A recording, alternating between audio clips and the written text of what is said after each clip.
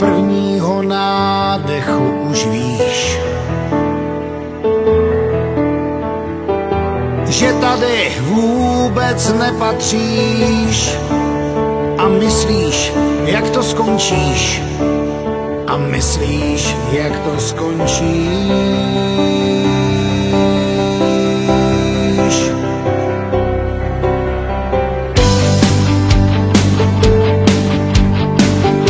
Možnosti nekonečný jsou, ať proletíš oblohou a znovu plesou se loučíš, a znovu plesou se loučíš.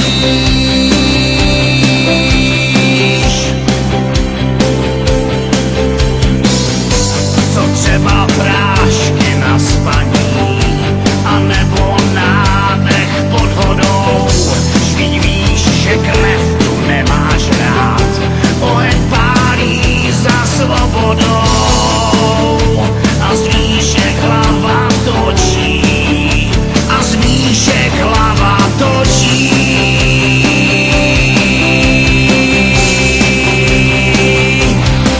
Kdy dojdou náboje a vzduch, to netuší snad ani Bůh. On všechno zná,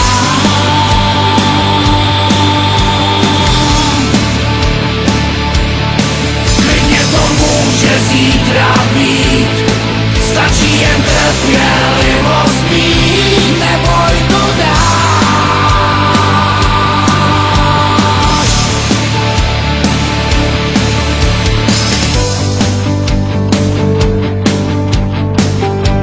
Možná tě trochu překvapí,